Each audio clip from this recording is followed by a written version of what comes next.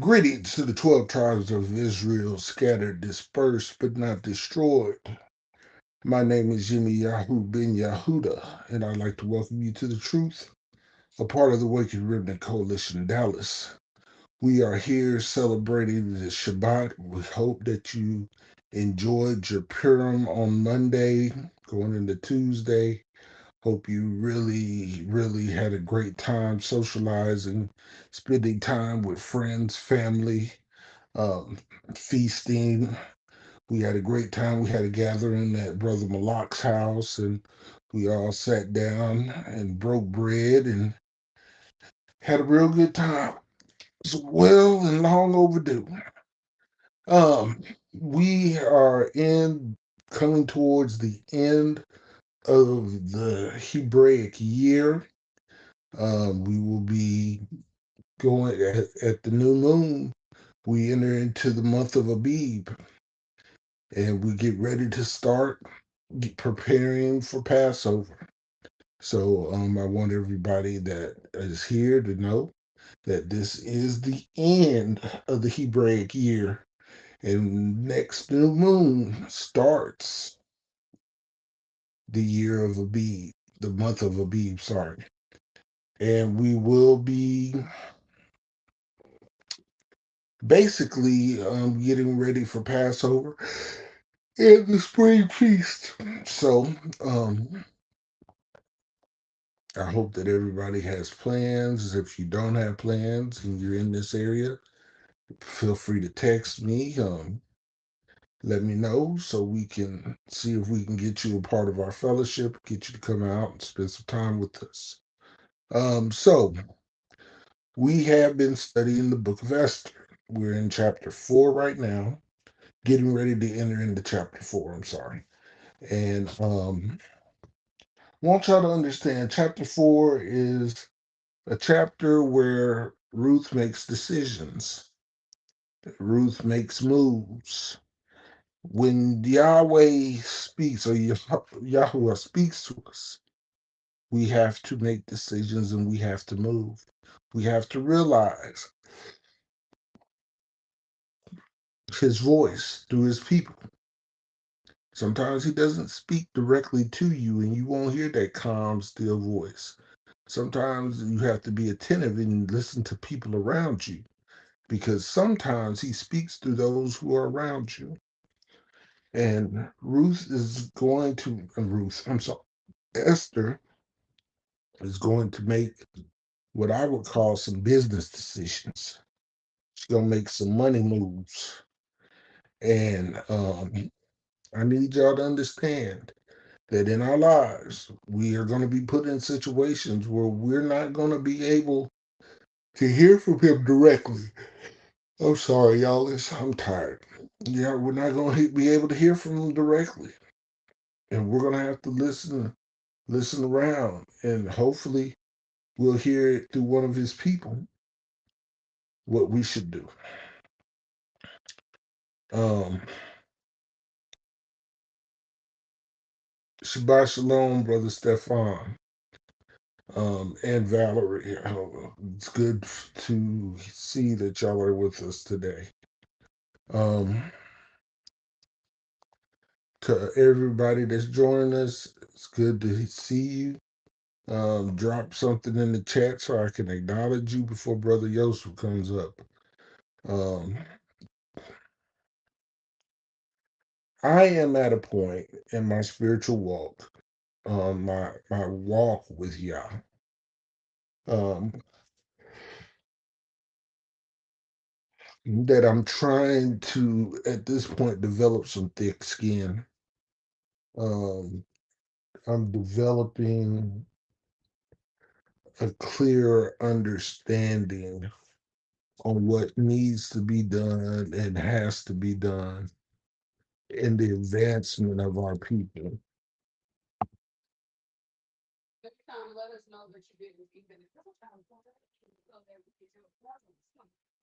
And I'm starting to understand that each person in this walk has a role to fulfill.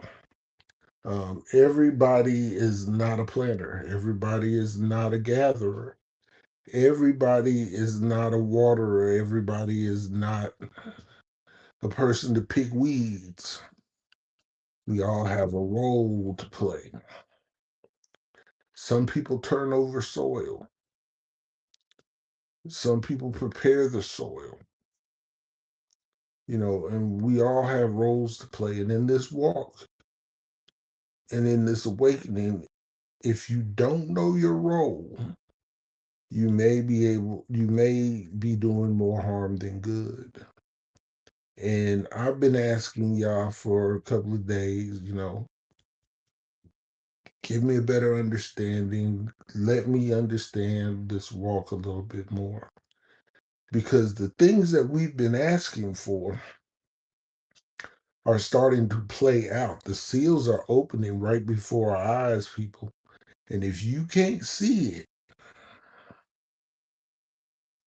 you know, we have Christians that are like, well, the war's coming and the Messiah's going to, well, they say Jesus is going to return. And they are, to an extent celebrating. Y'all don't understand. I'm in this walk. I'm trying to keep these holy days and keep the Sabbaths and keep the dietary law. And I don't know. And I keep on telling y'all, I don't know if I'm gonna be ready when he put one foot on land and one foot on sea. We do a lot of praying and a lot of repenting over this part. And this ain't something to celebrate. There's gonna be some people wiped out.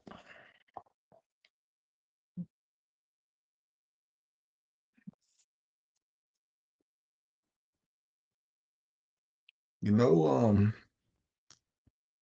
my youngest girl, she had been going back and forth about joining the military, and because I was in the service, I was like, I don't know, maybe you shouldn't do this, but it's not a bad thing if you want to do it, then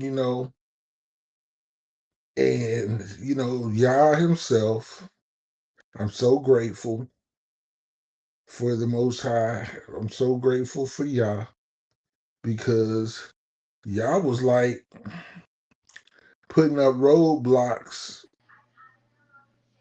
at every corner. Shabbat Shalom, Shabbat Shalom. Yah was putting up roadblocks at every corner to stop her from taking an enlistment. And now, as she's working another job, I think she's grateful because this summer she was dead on serious about getting her commission as an officer in the military. This ain't the time. I got a nephew that's been in the service almost 20 years, and I know where he's at right now. And I hope and pray that they don't send him over there. Hmm. That saying ain't no joke, y'all. If you don't know, if you ain't never been in the desert, Hmm. there ain't words to describe or explain. So we just gonna keep it there. Shabbat shalom, Aki. Shabbat Shalom, my brother. Shabbat Shalom, family. Um, let's go ahead and go into chapter 4. Um, read as much as you want to, and we'll go into teaching the lesson from there. Okay. Okay, I'm gonna let you have it. All right. Shabbat Shalom, family. We are here on Shabbat, giving all praises, honor, and glory to the Most High, to His Son Yeshua Mashiach, the Spirit, the Ruach, and just coming out of that Sabbath nap, and we are excited and delighted to be here with you this afternoon. And as we walk through Esther, and we examine how the Father used Esther, Hadassah, was her given name. Esther was her slave name. But we are examining how the Most High used her to save her people for the salvation or deliverance of her people from oppression. And so we are here in chapter 4. We're going to, let's see, we're going to go ahead and read the entire chapter, 17 verses. So we'll just go ahead and read that entire chapter. And we're going to continue to encourage each of us, read the scriptures for yourself. Meditate, read and meditate, think on, inquire of Yah about the scriptures, and he has a way. Matter of fact, he is the spirit of Yah, the Ruach, is our teacher, the one who brings our remembrance the things that we have learned, and the one who leads and guides us into all truth. But he can't lead you and guide you into something that we've never been into. And so we want to make sure that we read the scriptures for ourselves. And so, having said that, we're going to start at Esther chapter 4. And when Mordecai perceived all that was done, Mordecai rent his clothes, put on sackcloth with ashes, and went out into the midst of the city and cried with a loud and bitter cry, and came even before the king's gate, for none might enter into the king's gate clothed with sackcloth. And in every province, whithersoever the king's commandment and his decree came, there was great mourning among the Jews, and fasting and weeping and wailing, and many lay in sackcloth and ashes. So Esther's maids and her chamberlains came and told it to her. Then was the queen exceedingly grieved, and she sent raiment to clothe Mordecai, and to take away his sackcloth from him, but he received it not. Then called Esther for Hatak, one of the king's chamberlains, whom he had appointed to attend upon her, and gave him a commandment to Mordecai to know what it was and why it was. So Hatak went forth to Mordecai unto the street of the city which was before the king's gate. And Mordecai told him of all that had happened unto him, and of the sum of the money that Haman had promised to pay to the king's treasuries for the Jews to destroy them. Also he gave him the copy of the writing of the decree that was given at Shushan to destroy them, to show it unto Esther, and to declare it unto her, and to charge her that she should go in unto the king to make supplication unto him, and to make request before him for her people. And Hatak came and told Esther the words of Mordecai. Again Esther spake to Hatak, and gave him commandment unto Mordecai. All the king's servants and the people of the king's provinces do know that whosoever, whether man or woman, shall come into the king into the inner court, who is not called, there is one law of his to put him to death, except such to whom the king shall hold out the golden scepter, that he may live. But I have not been called to come in unto the king these 30 days. And they told to Mordecai Esther's words. Then Mordecai commanded to answer Esther, think not with thyself that thou shalt escape from the king's house more than all the Jews. For if thou altogether hold thy peace at this time, then shall their enlargement and deliverance arise to the Jews from another place. But thou and thy father's house shall be destroyed. And who knoweth whether thou art come to the king for such a time as this? Then Esther bade them return to Mordecai this answer. Go gather together all the Jews that are present in Shushan, and fast ye from me, and neither eat nor drink 3 days, night or day. I also and my maidens will fast likewise, and so will I go in unto the king. which is not according to the law. And if I perish, I perish. So Mordecai went his way and did according to all that Esther had commanded him. Hallelujah. So here we Hallelujah. so here we are at chapter 4. Yemi, could you give us a quick, just a real quick review of chapter 3?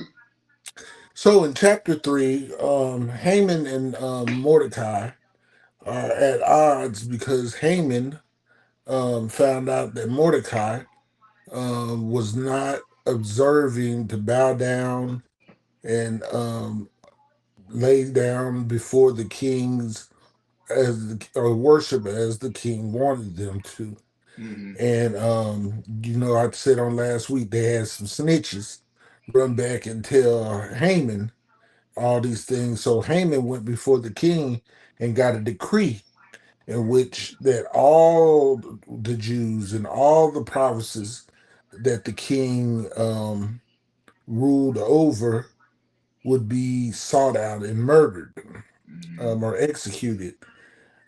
Now, just to give some clarification, historical clarification, the king is called, what is the king called in here? Asura? Ahasuerus. That's how, Ahasuerus. yeah, that's how, yeah. Ahasuerus, but his real name that you would know him by is Xerxes, Mm-hmm. the same king from the movie The 300. Mm-hmm. So, he- Xerxes was tough. So he gave Haman the permission to set out to kill the Jews, but he had a special death he wanted for Haman, and he built gallows in front of his house to kill Haman on. And so right now, Mordecai. Mordecai on. So Haman wanted to kill Mordecai by the gallows that he had built in front of his house. And so this is why Haman is in such a dire strait where he is now, mourning. He's in sackcloth. All of Israel are in sackcloth and ashes, which is a sign of mourning. And they're crying out to the Most High. Okay. So here we are at chapter 4. And um, after Mordecai had received the news and had saw all that was done, he tore his clothes, put on sackcloth with ashes, and went out to the middle of the city and cried out with a bitter cry. You know, the issue or the trouble or the tribulation came as a result of what? As a result of Mordecai and the people um, not being obedient to a wicked, uh, unjust decree. And what made Artaxerxes' decree wicked was that it was against the statutes, commandments of the Most High. And so Mordecai and the people are in trouble. What they call good trouble. They're in trouble because they observe and they worship no one but the Most High. Haman has come, an enemy of the Jews and an arch enemy of Mordecai, has set up a scheme or a trap for the people and gone before the king and had been authorized to have Yah's people persecuted, executed, commit genocide against the people of Yah. And so at this point, Mordecai, along with the other Jews, um, go into um, go into prayer and fasting. And so, as we read this again, we want to be able to draw the lessons out of this There comes a time. There's coming a time. There comes a time when the people of Yah, excuse me, we're going to have to go into a period of prayer and fasting and crying out to Yah. There's a time for that. I do not know it. I cannot say for sure that this is that time or that this is the time, but I can say with great certainty from reading this word that there comes a time when there is coming a time when the people of Yah are going to have to come together, go together before Yah in a time of prayer and fasting. And this is where Mordecai is. Matter of fact, um, Mordecai and the people began to mourn, uh, weeping and wailing and laying in sackcloth and ashes before Yah. And so that incident, or those incidences, raised up such a tumult that uh, Esther finds out about it. Now remember, Esther up until this time is still passive.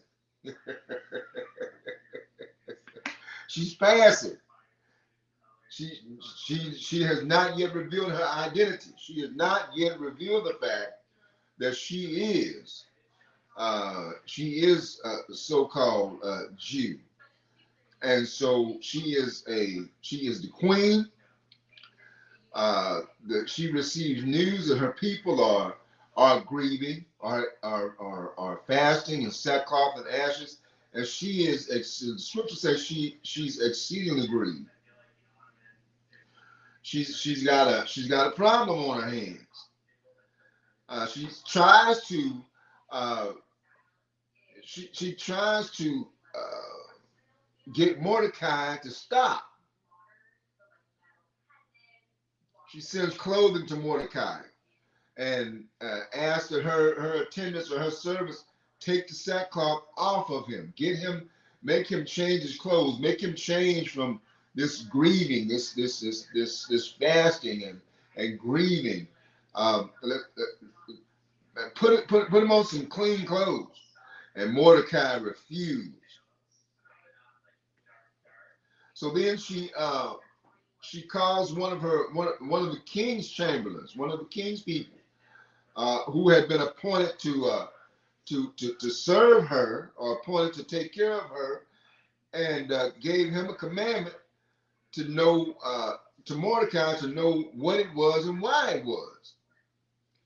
And so Hatak goes forth to Mordecai, and Mordecai tells him what's going on, and tells him the story about how Haman had promised to pay the king's treasuries.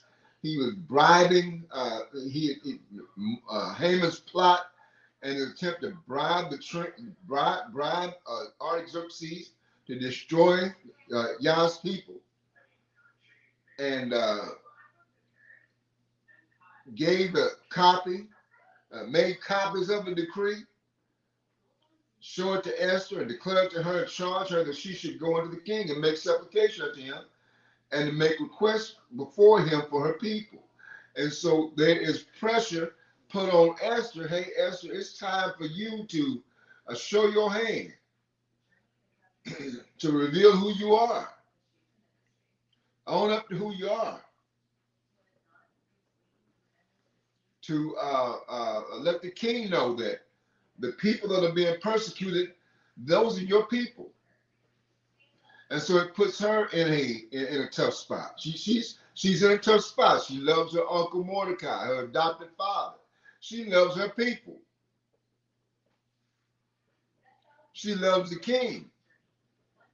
And I would imagine, we're all human, she loves the fact that she's in an exalted position, not as a, and this is not any type of slander or any type of shade against Esther, but Esther has problems. Esther has been exalted to the queen of the Medes and the Persians, and she is in a privileged position, but her people are being persecuted. Her people are in the decree has been sent out. The law, and this is the law of the land. This is the highest law of the land. A decree has been sent out to destroy her people, and she's being put. The pressure has been put upon her to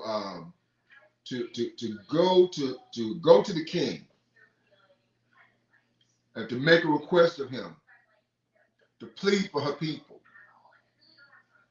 These words coming from Mordecai, and so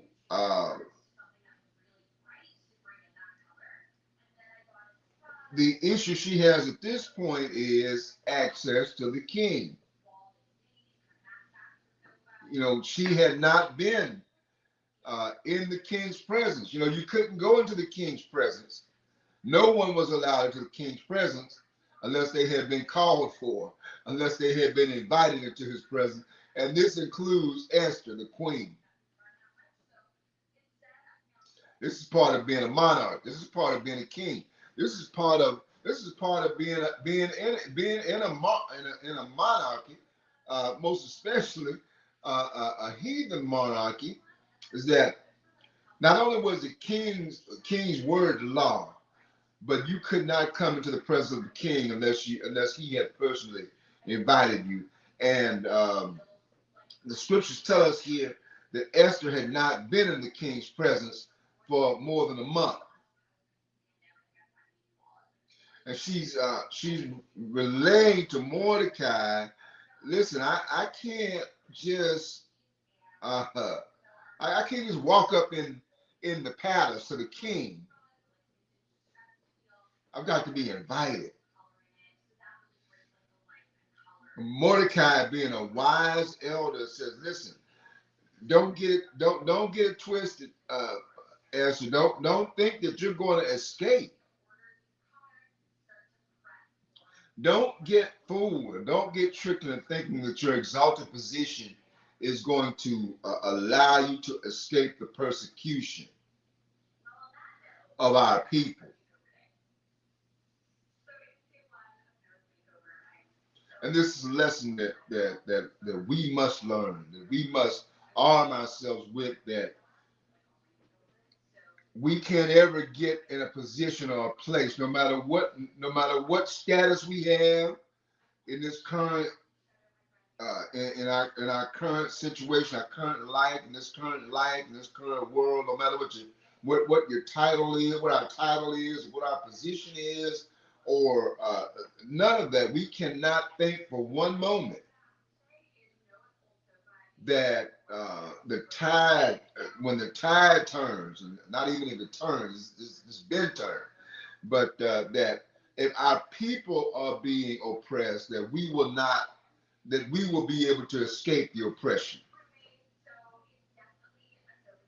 Esther couldn't do it. It wasn't going to happen for Esther. Mordecai is reminding her, and it will not happen for us. So we want to always have in mind that no matter how much the enemy or the adversary smiles in your face, no matter how your favorite status amongst the Gentiles, amongst your oppressor, when the tide turns, or when the decree goes forth to execute, eliminate, or conduct genocide against the people of Yah, that any of us will be able to escape that decree. And I do say escape the decree, because at this point the decree has gone out, but nothing has gone forward. The decree has gone out, but no adverse activity has gone forth at this particular time. That the Father has, at this point, is stayed the hand. I want y'all to catch this. He stayed the hand of the enemy, giving Esther time to get herself together, to get her mind right, to get her courage up, to be able to face the king. And we see in this passage of scripture, in what they call the Old Testament, we see the grace of Yah, the providential grace of Yah in this interim period where the decree has gone forth. The people have gone, Mordecai and the people have gone into fasting and prayer and supplication to the Father, and the back and forth between Esther and Mordecai and Hatak, and all of the messages going forth, and Mordecai's wisdom being wisdom or sage words being shared with Esther to let her know that you will not escape. You will not be able to hide. You will not be able to continue passing when this thing, when the trouble comes, when the time of trouble, the tribulation comes. You will not be able to escape, because there's no way that you're going to be able to keep your composure as your people are being, as genocide is being executed upon your people. You all remember when we were in the book of Nehemiah last time, right? Our last book of Nehemiah. And when Nehemiah got news, he got wind of the condition of his people, what happened? The king saw his face and said, "Wait a minute, what's up with you?" See, the people of God have the people of Yah that have been, and what we're seeing here is that the people of Yah who have been placed in these exalted positions and had proximity to royalty, had proximity to these heathen kings, they still had a heart for their people, and they couldn't hide when their people came under persecution. There was no way to hide, because again, uh, uh, we once our people are destroyed, who do we have? You're talking about auntie and uncle and cousins and extended families, and the people that you and the people that know you, the people that talk your talk and walk your walk, and the people that understand understand the words that are coming out of your mouth. I remember. I'm thinking about how on social media, and those of you that spend time on social media, they have this little skit they do where they'll give they'll give one of our people, they'll give them the white folks version of a phrase, and then they'll give the black person, give them the initials of the black person's response. And it's amazing, y'all. And it's amazing because some of that stuff, my mom was probably one of the most saved person I knew. And my father, he wasn't a church going person. He wasn't what you would call a religious church going person. But I can't ever remember my dad, and he was he was something else. But in my presence, I cannot ever remember hearing my father use profanity. I ain't saying he didn't, but he never, man, my dad was not, he never, all of his life, he believed in God, he feared God, but he wasn't, he was, he drank, he smoked, and he did all that stuff, but in my presence, he never to my remembrance, never used profanity. But it's amazing how I could, it's cultural. You could look at those initials and say, I'm not one of your little friends. They would have, but they would just have the initials, but they would just have the initials, but you would know. Because if you know, you know. That's a fact. And there's no book. This is how deep the culture is. This is how you know. This is how you know when you read this book and you look at the profile of our people. You say, well, those are our ancestors. When Nehemiah told me, I'm gonna lay hands on you. That was thousands of years ago. The man said that, and we thought we were saying something. We thought we'd come up with something. You find that's, and we and he probably ended it with a yeah. Nehemiah was a piece of work, man. Yeah, and so it was, and what Mordecai was communicating to Esther, as he's communicating to us, is that when one of us are in trouble, all of us are in trouble. When one is in trouble, all of us are in trouble. Because if they come for one, they're gonna come for They'll come all. for This is what all of Mordecai us. says. Don't think they're gonna stop with you, and don't think you're gonna escape. And just know this too as well. If you are sitting here in the church now, don't think because you are in the proximity of their God and of their whiteness Mm-hmm. that when they really realize that we are the people of the book and they begin to prosecute us or persecute us, that persecution ain't gonna come for you because you going to Cornerstone Baptist or you going to Hands of Praise Worship Center. They coming for all of us Mm-hmm. Mm-hmm. because the power is not in the individual, it's in the nation. Yes, absolutely, Mhm. absolutely, and a very, very, very good point. And along with that, just to add to that, um, we're making some of our people are making the mistake, not even looking at the signs and the signals that something is off. You know, we and they will get up and say one Lord, one faith, one baptism. But no, something ain't right if you got missionary Baptists and then you got turn around you got Southern Baptists. Wait, One you have you have Kojic and then you turn around on their end you got the assembly of Assembly of God. God. Wait a minute,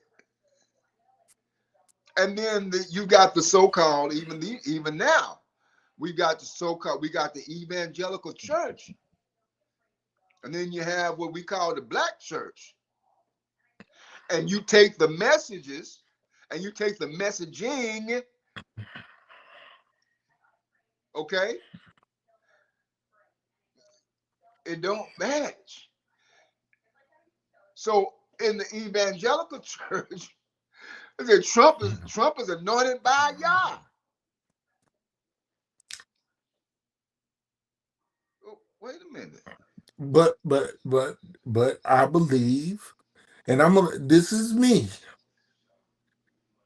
His purpose is to expose. Yes, And what he's doing may be ordained by Yah, but they don't realize what he is ordained to do. yeah, And that is to expose, to bring out that root, to expose that root exposure. Yes, yes. so that we as a people can now truly see. Because the problem is from 1970 to 1999, we started having kids and we forgot to teach them what was happening in 1960, Mm-hmm. 50, 40, Mm-hmm. 30, 20. Yes. And so now our kids are running around here breaking bread and shaking hands with their enemy, not realizing that their families are teaching them the same thing that they was teaching them in the 1800s. They Yes. teach them in the 1900s and the Yes. 20s and the 2010s and the 2020s. Yes. We have not progressed as a nation. We have just gotten lackadaisical. Yes. And my dad always told me this. He said, when it all goes down, a white man don't have to hide. He can be on your side until Mm-hmm. them people show up. Mm-hmm. And then he gonna get in line. He Yes. said, but You know what I you can't hide you this. can't hide it. Them gay men, them gay white Yeah. men running around here talking about they was loud and proud for a Yeah. 10-year period. When Trump got into office, You don't see them Sun Guns sashaying no more and talking noise. They put back on their suits. They took off them rainbow tank tops and shorts, put Mm-hmm. back on them work suits and them cardigans and them topsiders, and they done fell back in And line. blended back in. We Yeah. don't have, and this is what we have to teach. Esther had to realize it, and he was telling her, "Listen, you might be in the house with them, but you ain't them. Yes. And even if the sword isn't laid to your neck, you still are gonna have to watch your people die. Yeah. Yes. If the judgment don't come for you physically, you're gonna have to live with the mental strain of watching your people die in the streets." Yes. Yes. Yes. And these black Republican leaders that are running around here cozying up to the enemy don't understand that they might not die first, but they gonna die worse. Mm-hmm. Cause it ain't nothing like you done sold out your people and still get killed by the people you sold them to. Yeah. Woo, Because hallelujah. this was precisely what was going to happen when Mordecai was warning Esther. This is what precisely was what was going to happen. Now let's let me put this in again. Let me put this in context. A lot of folks say, "Well, y'all you preaching race and preaching color." Listen, the Father told. What did he tell the people? What did he tell? He was instructing as he took our ancestors out of slavery through the wilderness. He was reminding them, don't ever forget that you were once slaves in Egypt. Yeah, Matter of fact, the holy days a were reminder. a reminder. And he would tell the parents, he would tell mothers and fathers, teach your children, teach them about my ways, teach them about my law, statutes, commandments, teach them about these days, these holy days, teach them about Passover, teach them about uh, tabernacles, because you don't ever want to forget where you came from, because once you forget where you came from, you're gonna end up right back where you were. That's what the Father did. That's not what they got all these titles for stuff like uh, um, what they call that um, liberation theology, Mm-hmm. all this type of stuff. But wasn't that what Yeshua preached? The spirit Yes. of Yah is upon me, for he has given me, he's given me the gospel to the preach the gospel to the poor, liberation to those that are captive. Isn't that what he Yes. proclaimed in Luke chapter 4? Isn't that what the Father was saying? Listen, be careful how you treat the immigrants and the strangers, because you were an immigrant and a stranger. You were in bondage, you were in captivity. When your children ask you, well, why are we slaying this lamb and putting blood on the doorpost? Or why are we celebrating Passover? To help you Because remember what happened before. Because if you forget, when you forget, it will happen again. And this was the danger. This was the inherent danger that Mordecai, the elder, was sharing with the younger Esther or Hadassah. He's telling baby, don't forget where you came from. Don't forget your people. Because after they get through coming after us, after Artaxerxes or Ahasuerus finishes with us, he's gonna turn his attention to you. why Because you you're didn't going to tell be me? you I know you're the queen and everything, but you're going to be you're going to be without your people. That's a fact. There is no way Esther would have been able to hide the fact. Had Mordecai been executed, there would have been no way she'd have been able to hide the fact that she just lost her uncle or her adopted father and her immediate family. because somebody would have peeped it out. Whether it was Haman or whether it was her talk or somebody, something wrong with Esther. She down there, she in her room, she depressed and she's crying and she's weeping and she's in mourning and what's go, what's going on? Excuse me. What's going on with Esther? And there come them snitches again. Mm-hmm. And so Esther has a decision to make, beloved. She has a decision to make. And Mordecai reminds her in verse 14. Okay? So you can't hold your peace. You can't stay quiet. You can't be a undercover, okay? Because it was the Most High was the one that enlarged you and delivered you and exalted you for the protection, for the deliverance of your people. And he says that who knows? He presents it as a question, as a rhetorical question. And who knows whether thou art come to the kingdom for such a time as this? Mm. Mordecai is a wise elder. And you know, as an elder, the older you get, I don't know the age range of who we have on here, but you have to be, you can't tell grown people what to do. Some of us have children. Some of us have adult children. You have to be wise in how you disseminate information. You can't scold them like they're 9 years old. My wife said he already kills Ashley without a problem. What thing he won't kill her? Boy, April. He got a track. Go ahead. Yeah. Boy, Look April at his wrong. track record. April wrong.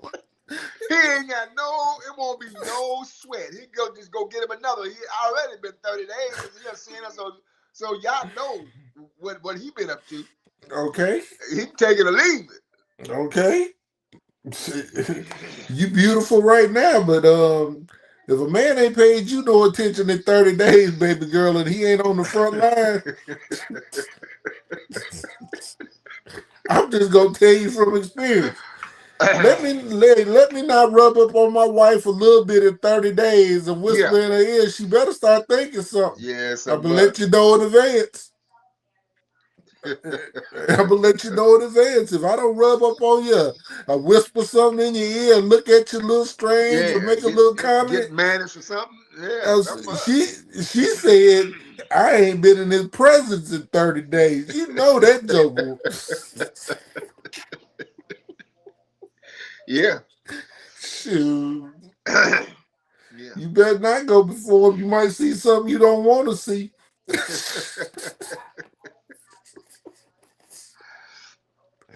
So Mordecai challenges. He challenges Esther. He gives her a faith challenge. He says it just may be possible, and he doesn't try to pull rank on her. He doesn't try to shame her. He doesn't even he's not even judge. He's not being judgmental against his daughter, his adopted daughter. He's giving her food for thought, and he's relaying to her in his own way, in the way of wisdom. He's basically telling us, baby girl, it's time. It's your time. The Most High he has placed you in the kingdom for just this purpose, for such a time as this.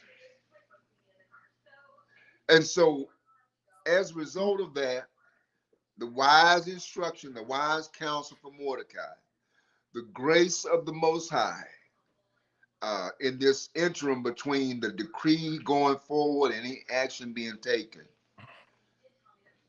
Esther receives her answer. Esther receives her answer, and she receives her answer from Yah as she delivers her answer to Mordecai.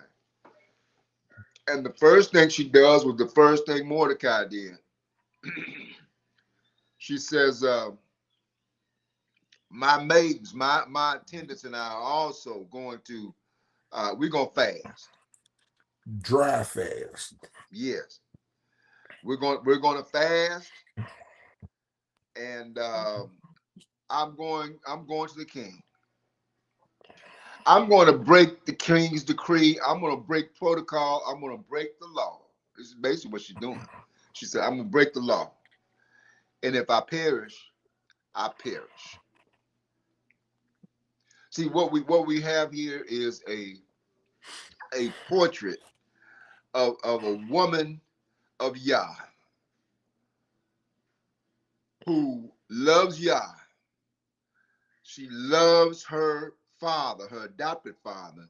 She loves her people, and she has been given courage. Because first of all, if she's going to fast, listen, if she, even if she's in her own quarters fasting, somebody is gonna see it and somebody is gonna say something.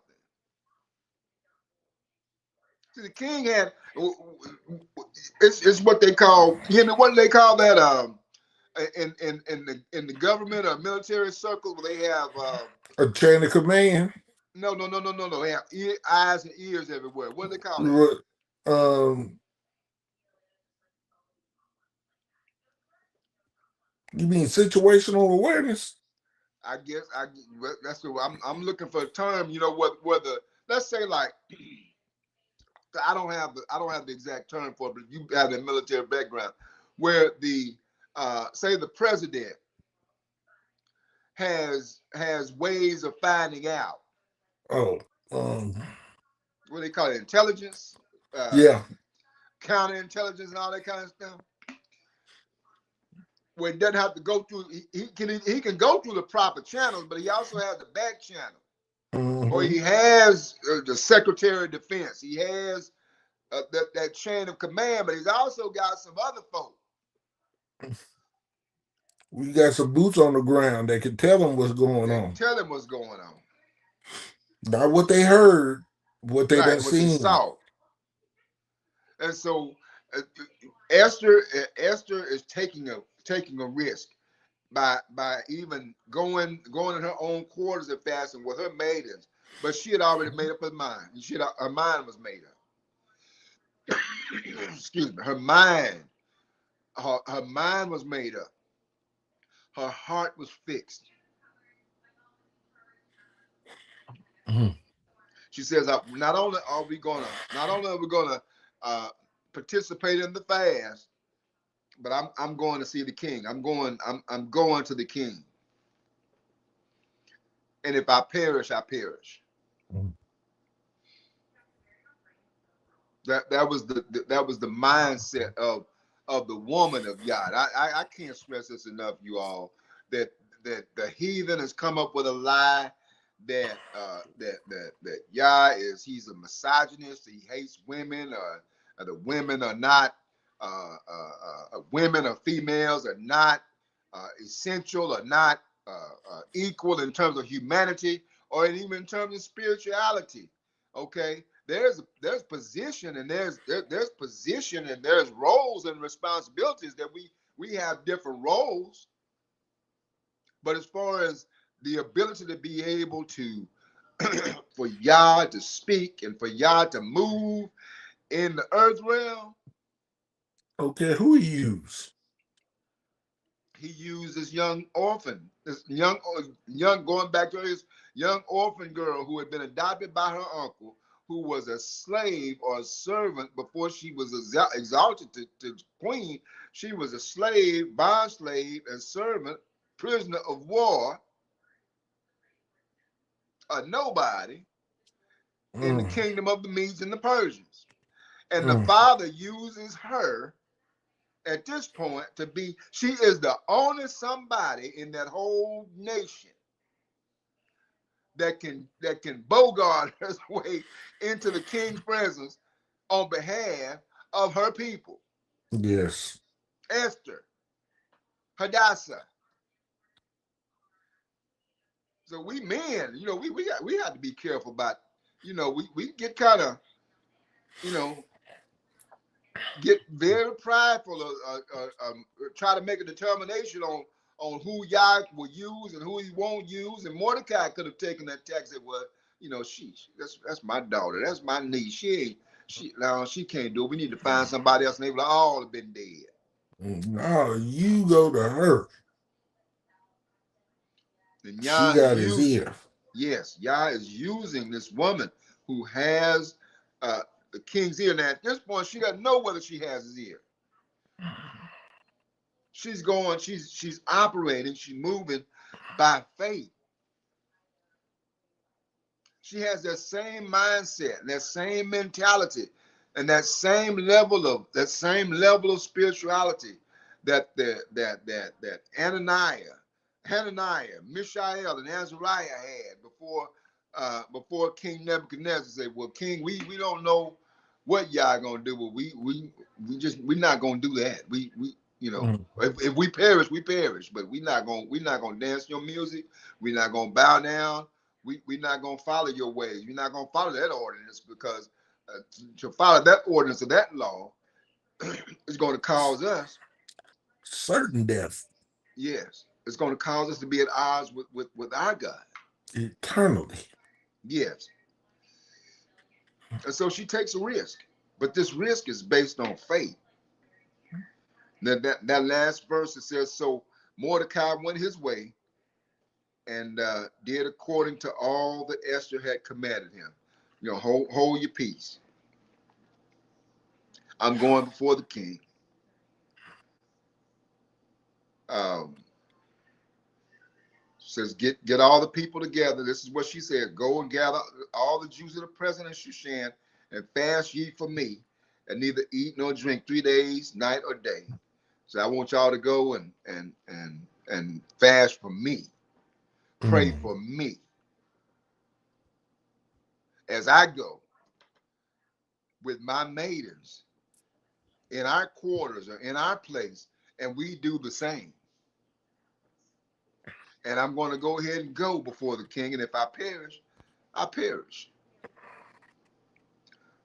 So this is what Mordecai did. He went his way and did what Esther commanded him. Now y'all know this is kind of backward, right?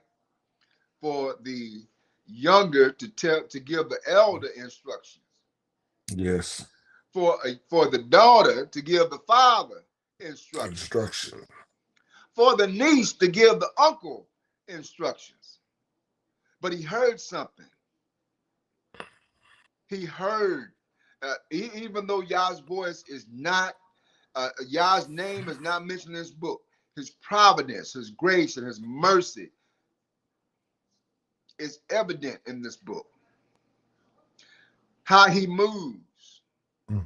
how he moved in the life of Esther, how he moved in the life of Mordecai, how he how he gave them favor, how he gave Esther favor, how he gave Mordecai the presence of mind to take his niece under his wing and to teach her and to instruct her and to pour into her Mm-hmm. to when the time came for her to stand.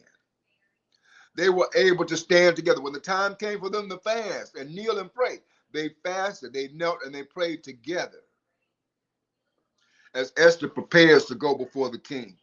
Mm. And so that's where we are at the end of chapter 4, that Mordecai went his way to do what had been asked of him. Esther is going her way to do what has been asked of her. But before anything is done, they come together, fast together, pray together, cry out to the Lord together, cry out to Yah together to see what the end is going to be. Hallelujah. And that's what we want. That's what we want to be. That is the position. That is the mindset that we want to have even now. That we are living in very uncertain times. We don't know uh, the particulars of what's going to happen or what is happening, because again, this administration, you can best believe that whatever's happening, the real story, the truth is not being told. Oh no. No. Because I guarantee doggone to you that if they were kicking behind and taking names in Iran, they would be taking pictures of it and they would be putting it. They'd be putting it out. That's what you would see. Oh, you would see burnt up, blown away buildings in Iran. If that was really what was going on, you would have seen it. Somebody said that Iran had decades to prepare for this, Yes. and said that they buried all their stuff underground. Mm-hmm. We done dropped precision bombs on paintings. See what happens when you let the ill-informed lead your country? Yeah.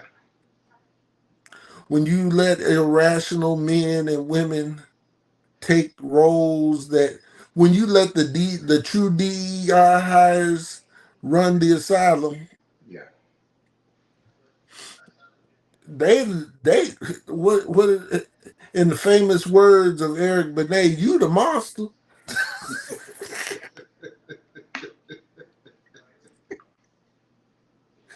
Yeah. Oh, I wanna thank you for the lesson. I hope everyone was touched and it got an understanding. Next week, as we go into what Esther does, I want y'all to understand something. I want you to realize that there were people that walked in this land that played the role of Esther for us so that we could make it as far as we've made it. I may not agree with everything that Martin Luther King did. I don't agree on the stance of segregation. I Mm-hmm. think we should have been segregated. We should have stayed segregated. Matter of fact, just let us go. But they couldn't do it. Mm-mm. See, the story that they will not tell you is this, y'all. They can't stand you because they can't live without you. Right. It's like a dope fiend. They won't have nothing to talk about if they don't have you. Yeah. They live rent free. We live rent free in their heads. Yes. There ain't a day that go by that you and I leave work, when I did leave work, or we care to see another one of them until we get back to work on the next day. We don't care what they do as long as they don't mess with us. Yes. I was I had posted some reels um, back in 1977 in 75 through 77 in New York City. And this touches home to me because in 1977, 1975, and 1977, from June to September, I lived in New York. I was at my grandmama house. Hmm. That them white folks was so angry about a black couple moving into their neighborhood that they terrorized them. They set off pipe bombs underneath their window. This is 1976, y'all. Mm. You think them kids and them videos that I put up, them reels that I put up on Facebook, ain't still alive right now? And you don't just listen, you don't just hate and don't teach that same hatred, because when people hate, they got the thing about people that hate, they gotta have somebody on their side to Mm-hmm. validate their hate. Mm-hmm. So they raise their kids up in this hate. Mm-hmm. Where we don't hate them, we just want to be left alone. Yes. Yeah. If you ever notice, they will kill us, they will beat us, they will do whatever, and we go in court. And the first thing our families do, and they done lost their child and and the first thing they say when they get up there is, I've forgiven I you. forgive you. You better man than me. I'll be like that. But then when it's a black person, they be outside the court jumping over tables in the courthouse. But let it be one of them. We forgive you. Mm.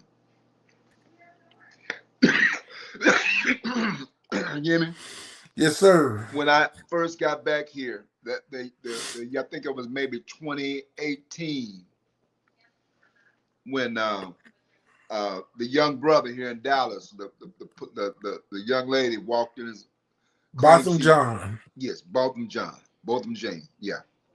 And the young lady, the young police officer, had gone into his apartment and shot him dead. Claimed she was in her own apartment. And that case, I'm just lending voice to what you just said, because I was watching the trial, the end of the trial. They found the woman guilty because the family, one of the little boys in the family got a couple of family members had they making the victim impact statement. They forgave her.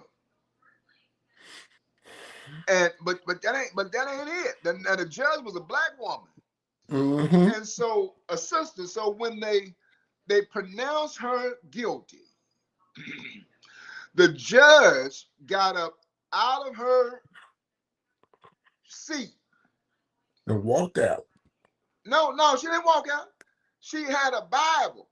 Oh, She got up out of her seat, walked down to the young lady that had been convicted, and was reading to her John 3:16 and praying for her.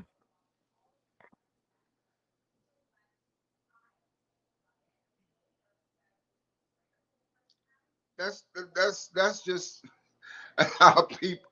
that's our people. The love of Yah. We can't even explain what it is. The love of Yah. But you ain't never heard of no judge ever doing anything like that. For us. Throw away the key, lock them up. May God have mercy on your soul, young man. They will tell you you are the most the vile, the most vile person that ever walked the face of this earth. But here we go. And I hope you burn in hell. Hell. Yeah. But your family got postcards of Negroes hanging. Y'all stay prayed up in this season because when the news gets back to these rednecks that we losing, that 4 days have happened and we done got our butts monkey stomped.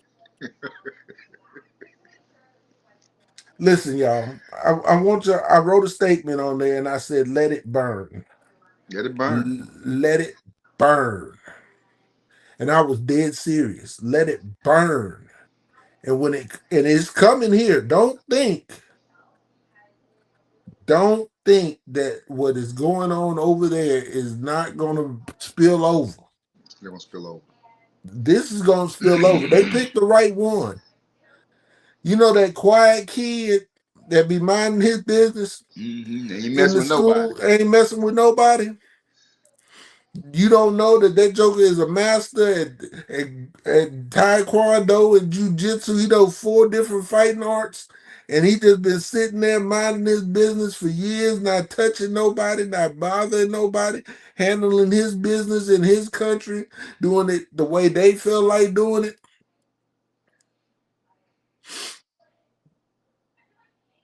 And then they talk about these sleeper cells. You better watch every convenience store in the hood. Yemi, what I want to share this with our people. Uh, Not to be afraid, but be aware. See what our what this administration has done, and what the Ashkenazis have done when they went and they assassinated or murdered that Ayatollah. See, you see this. No, That is, when you messing with those folks, those supreme leader, their supreme ruler, and just like Yemi said, you got some Iranians that are over here. A lot. Yes, and that's how they would. That's I mean, they that's what they know and what they believe and who they believe in to be Yah's messenger and their spiritual leader. And you, oh my goodness, You ain't just mess with a leader, you done mess with a spiritual leader. yes, It ain't over, y'all. And it just now beginning. And it ain't close to over, y'all. Get ready for a clean credit score. I'm like, hurry up. What's taking you so long? You know, and what's really killing me is that black folks in this country,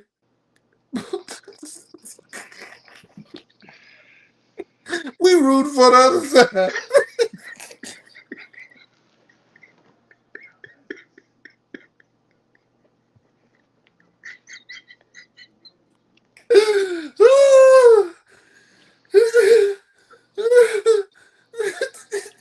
Y'all, I'm a patriot, but we need to get our, we need to get it, we need to get it, we need to get what's done to us this time.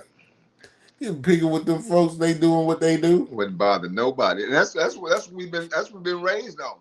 Hmm. Those of us that had parents that had good sense and trained us, don't bother anybody that ain't if they ain't bothering you, leave them alone. Leave them alone.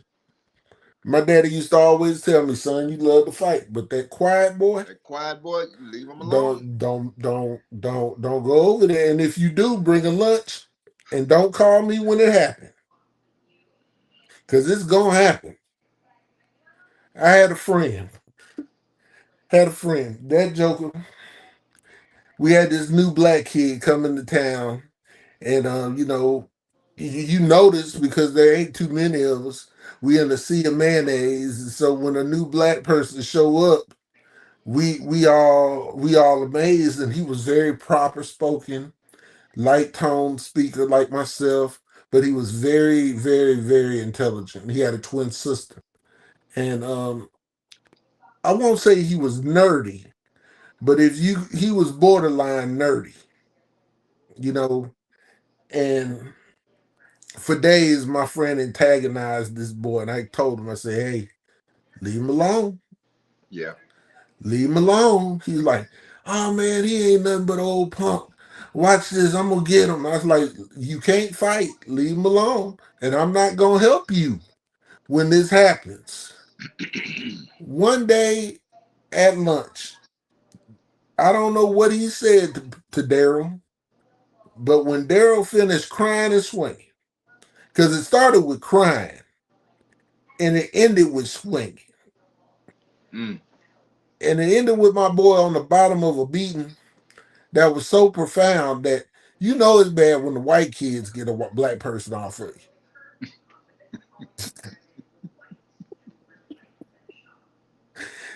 Do you know from sixth grade to 12th, that boy ain't never messed with him anymore.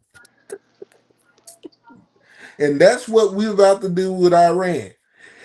We have messed with that one that has remained quiet after all we did to them Yeah. in the past, and we Yes. have done some stuff to them in the past. Don't Yes. think Yeah. we overthrew their government, gave them a boss they didn't want. They had elected a ruler, a democratic election, and we overthrew it and put who we wanted in that position. And for years, that man beat on them and messed over them.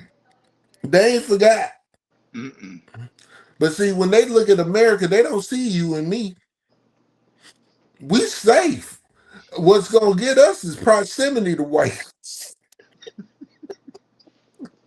That's what's gonna get us. Proximity. Yeah. Y'all, they ain't worried about us. They know that the world knows we are captives in this land. When they look at America, they don't see us Only time they see black Americans is every 4 years at the Olympics. But in real life, they don't associate black folks with America. Mm-mm. So you safe. You safe. Just don't run around there beating your chest and they don't nobody in the world. And I've been around the world once, did everything twice. Don't nobody in the world associate America, black folks with America. Just something that don't happen. Just like we don't associate Mexicans with Spain.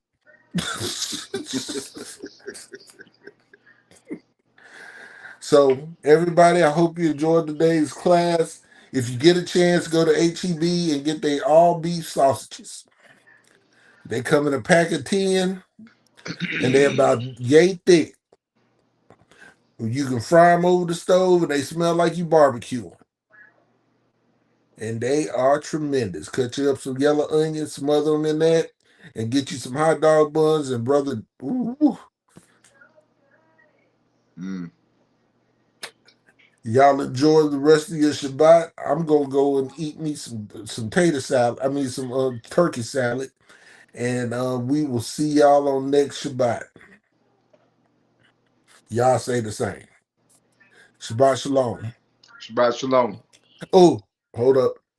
Abba Yah, we thank you once again for allowing us to come and spend time with you, to come before you in all manners of praise and of worship, giving thanks that you are who you are and that we belong to you and that you are our Father and we are your children. Yes. Abba Father, we thank you once again for having these holy days that we may be able to rest, to recuperate, to recharge, and to give you praise in even in this. Abba Father, no matter what situations go on in the world, we know that you are in control and we give you praise because your love for us is a shield. Because there's a promise that you made with Abraham all those many years ago. And we thank you for allowing us to sit under that umbrella of righteousness, of love, and of protection. Abba Father, we ask right now in your name that you bless those who bless us and you keep us safe from the hands of our enemies. Abba Father, we ask that you would be our basket in our store, provide all of our needs according to your riches and glory. We we ask that you be remove the cankerworm and all manners of destruction from our finances, from our crops and our fields. We ask that you protect us as we go on these jobs, keep us safe from any attack of the enemy against us. We ask that you make us resolute in our worship and in our stance according to your word and according to it. All these things we give you praise. We thank you for Yeshua HaMashiach, who came, hung, bled, died for us, that we would be redeemed back to you, being that sacrifice, being our kinsman brother. We thank you for the Ruach HaKodesh that leads us in this time, that keeps us and teaches us, that brings back things to our remembrance, that we will not be ashamed. Yah, we just thank you right now for all that you've done. And we give you praise and we say hallelujah, Hallelujah. hallelujah, Hallelujah. hallelujah. Hallelujah. Shabbat shalom, everybody. Shabbat shalom.